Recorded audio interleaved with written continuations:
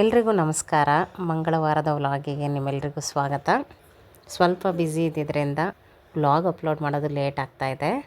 ತಾನು ನೋಡಿ ಹೇಗೆಲ್ಲ ತರಲೆ ಮಾಡಿದ್ದಾಳೆ ಇವತ್ತು. ಹಾಗೆ ಅಮ್ಮನ ಜೊತೆಗೆ ನಾನು ಒಂದು ರೆಸಿಪಿ ಮಾಡಿದ್ದೀನಿ, ಅದನ್ನು ಕೂಡ ಈ ವ್ಲಾಗಲ್ಲಿ ತೋರಿಸ್ತೀನಿ. ಬನ್ನಿ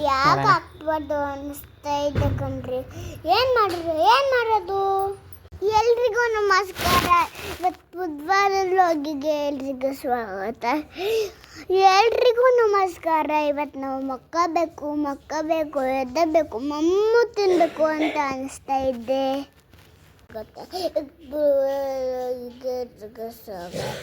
ಇದು ತಾನು ಅವಳೇ ಮಾಡ್ಕೊಂಡಿರೋದು ವಿಡಿಯೋ. ನನ್ನ ಫೋನ್ ತೊಗೊಂಡು ಸ್ಕ್ರೀನ್ ಲಾಕ್ ಮಾಡಿದ್ರು ಕ್ಯಾಮ್ರಾ ಆನ್ ಮಾಡ್ಕೊಳ್ಳೋದು ಬರುತ್ತೆ ಅವಳಿಗೆ. ಸೊ ಅವಳೇ ಮಾಡಿರೋ ವಿಡಿಯೋ ಇದೆಲ್ಲ.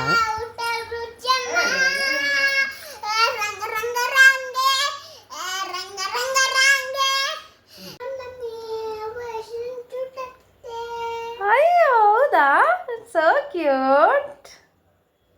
ಜುಟ್ಟು ಯಾರು ಹಾಕಿದ್ದು? ಯಾವವ್ವ? ಹೌದಾ, ಇಷ್ಟು ಮುದ್ದ ಕಾಣಿಸ್ತಿದ್ಯಾ ಗೊತ್ತಾ ನೀನು? ವೆಲ್ಕಮ್.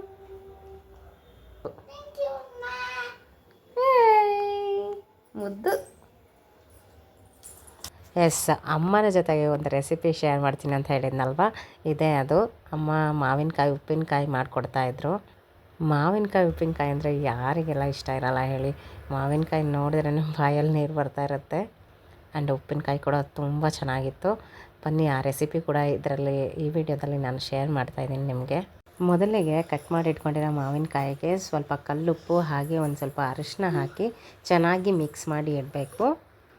ತುಂಬ ಹೊತ್ತು ಇಡಬೇಕಂತ ಏನಿಲ್ಲ. ಉಪ್ಪಿನಕಾಯಿಗೆ ಒಗ್ಗರಣೆ ಹಾಕುವವರೆಗೂ ನೆಂದರೆ ಸಾಕು ಅದು. ಆನಂತರ ಒಂದು ಮಿಕ್ಸಿ ಜಾರಿಗೆ 1-2 ಸ್ಪೂನು ಸಾಸಿವೆ ದೊಡ್ಡ ಚಮಚದಲ್ಲಿ ಹಾಕೋಬೇಕು. ಸಣ್ಣ ಸ್ಪೂನಲ್ಲಿ 1-2 ಸ್ಪೂನು ಜೀರಿಗೆ ಹಾಗೆ ಒಂದು ದೊಡ್ಡ ಚಮಚದಷ್ಟು ಮೆಂತ್ಯಕಾಳನ್ನು ಹಾಕಿ ಸ್ವಲ್ಪ ತರಿಯಾಗಿ ನಾವು ಮಿಕ್ಸಿ ಮಾಡ್ಕೋಬೇಕು. ಇದೇ ತುಂಬ ಮೇಯ್ನ್ ಇಂಗ್ರೀಡಿಯೆಂಟು ಉಪ್ಪಿನಕಾಯಿಗೆ. ಆನಂತರ ಒಗ್ಗರಣೆಗೆ ಬೇಕಾಗಿರೋ ಸಾಮಗ್ರಿಗಳನ್ನೆಲ್ಲ ಇಲ್ಲಿಟ್ಟಿದ್ದೀನಿ, ಒಮ್ಮೆ ನೋಡ್ಕೊಳ್ಳಿ. ಖಾರದ ಪುಡಿ, ಬೆಳ್ಳುಳ್ಳಿ, ಸಾಸಿವೆ, ಬೆಲ್ಲ ಹಾಗೆ ಕರಿಬೇವು ಬೇಕು ಒಗ್ಗರಣೆಗೆ. ಆನಂತರ ಬೆಳ್ಳುಳ್ಳಿನ ಸ್ವಲ್ಪ ತರಿಯಾಗಿ ಜಜ್ಕೋಬೇಕು.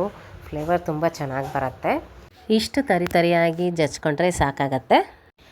ಆನಂತರ ಬೆಲ್ಲನ ಪಾಕ ಮಾಡ್ಕೋಬೇಕು. ಅದಕ್ಕೆ ಒಂದು ಪಾತ್ರೆಗೆ ಆ ಬೆಲ್ಲ ಪುಡಿ ಮಾಡಿ ಇಟ್ಕೊಂಡಿರ್ತೀವಲ್ವ, ಅದನ್ನು ಹಾಕ್ಕೊಂಡು ಸ್ವಲ್ಪ ನೀರನ್ನು ಬೆರೆಸಬೇಕು. ತುಂಬ ನೀರು ಹಾಕಬಾರ್ದು. ನೀರು ಹಾಕಿಬಿಟ್ಟು ಸ್ಟವ್ ಮೇಲೆ ಕುದಿಯೋದಕ್ಕೆ ಇಡಬೇಕು. ಬೆಲ್ಲದ ಪಾಕ ರೆಡಿ ಆಗೋದ್ರೊಳಗೆ ಸ್ಟವ್ ಹಚ್ಕೊಂಡು ಒಂದು ಪಾತ್ರೆ ಅಥವಾ ಬಾಣಲಿಯನ್ನು ಇಟ್ಕೊಂಡು ಅದರಲ್ಲಿ ಒಗ್ಗರಣೆ ಹಾಕೋದಕ್ಕೆ ಸ್ಟಾರ್ಟ್ ಮಾಡಬೇಕು.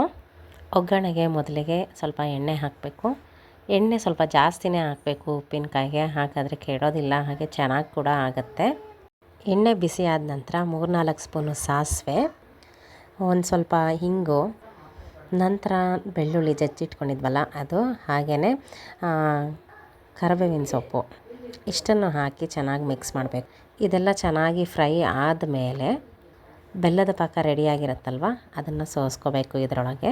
ಬೆಲ್ಲದ ಪಾಕನ ಪಾತ್ರೆಗೆ ಸೋಸಿದ ತಕ್ಷಣ ನಾವು ಗ್ಯಾಸನ್ನು ಆಫ್ ಮಾಡಿಬಿಡಬೇಕು, ಇಲ್ಲ ಅಂದರೆ ಅದು ಗಟ್ಟಿಯಾಗಿಬಿಡುತ್ತೆ.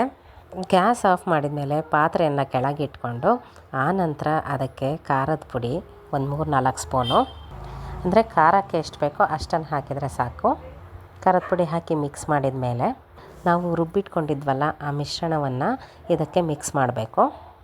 ಇದೆರಡನ್ನು ಚೆನ್ನಾಗಿ ಮಿಕ್ಸ್ ಮಾಡಿದ ಮೇಲೆ ಉಪ್ಪನ್ನು ಹಾಕಬೇಕು ರುಚಿಗೆ ತಕ್ಕಷ್ಟು. ಉಪ್ಪು ನೋಡ್ಕೊಂಡು ಹಾಕಿ, ಯಾಕಂದರೆ ಮಾವಿನಕಾಯಿಗೆ ಕೂಡ ಉಪ್ಪು ಹಾಕಿಬಿಟ್ಟು ಕಲಸಿಟ್ಟಿದ್ವಿ ನಾವು. ಟೇಸ್ಟಿಗೆ ಎಷ್ಟು ಬೇಕೋ ಅಷ್ಟು ಉಪ್ಪು ಹಾಕಿದರೆ ಸಾಕು. ಇದೆಲ್ಲ ಮಿಕ್ಸ್ ಮಾಡಿದ ಮೇಲೆ ಒಂದು 5 ಮಿನಿಟ್ಸ್ ಬಿಟ್ಟು ಆನಂತರ ಮಾವಿನಕಾಯನ್ನು ಇದಕ್ಕೆ ಹಾಕಿ ಮಿಕ್ಸ್ ಮಾಡಬೇಕು. ತುಂಬ ಚೆನ್ನಾಗಾಗತ್ತೆ ಈ ಥರ ಮಾಡಿದರೆ. ಎಸ್, ಉಪ್ಪಿನಕಾಯಿನ ನೋಡಿದ್ರೇ ಬಾಯಲ್ಲಿ ನೀರು ಬರ್ತಾಯಿತ್ತು. ಸ್ವಲ್ಪ ಟೇಸ್ಟ್ ನೋಡೋಣ ಅಂತ ಟೇಸ್ಟ್ ನೋಡಿದ್ವಿ ನಾನು ಅಮ್ಮ. ಸಖತ್ತಾಗಿತ್ತು, ಎಕ್ಸಲೆಂಟು. ಆ್ಯಕ್ಚುಲಿ ಇನ್ನೂ ಅದೆಲ್ಲ ಉಪ್ಪು ಖಾರ ಚೆನ್ನಾಗಿ ಹತ್ಕೊಂಡ ಮೇಲೆ ನಾವು ಟೇಸ್ಟ್ ನೋಡಬೇಕಿತ್ತು. ಈಗಲೇ ಸೂಪರ್ ಇತ್ತು. ಆನಂತರನೂ ಟೇಸ್ಟ್ ಮಾಡಿದ್ವಿ, ತುಂಬ ಚೆನ್ನಾಗಿತ್ತು ಉಪ್ಪಿನಕಾಯಿ. ಒಂದು ಸಾರಿ ಟ್ರೈ ಮಾಡಿ ಈ ಥರ ಉಪ್ಪಿನಕಾಯಿ ಮಾಡೋದು. ಮೇಲೆ ಬಟ್ಟೆ ಹಾರಾಕಕ್ಕೆ ಹೋದಾಗ ತನು ತರಲೆ ಮಾಡ್ತಾಯಿದ್ಲು, ನೋಡಿ ಹೇಗಿದೆ ತರಲೆ ಅವಳದು ಅಂತ. ಚಿನ್ನು, ಜುಟ್ಟು ಯಾರು ಹಾಕಿದ್ದು? ಅಪ್ಪನ.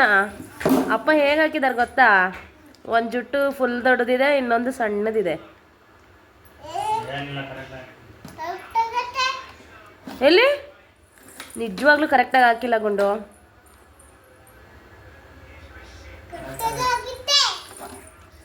ಇದಾಗಿತ್ತು ಇವತ್ತಿನ ಪುಟ್ಟ ವ್ಲಾಗು. ಈ ವ್ಲಾಗ್ ನಿಮಗೆ ಇಷ್ಟ ಆಗಿದ್ದರೆ ದಯವಿಟ್ಟು ಲೈಕ್ ಮಾಡಿ, ಶೇರ್ ಮಾಡಿ, ಕಮೆಂಟ್ ಮಾಡಿ, ಹಾಗೆ ನಮ್ಮ ಚಾನಲನ್ನು ಸಬ್ಸ್ಕ್ರೈಬ್ ಮಾಡ್ಕೊಳ್ಳಿ, ನಮಗೆ ಸಪೋರ್ಟ್ ಮಾಡಿ. Thank you everyone, bye.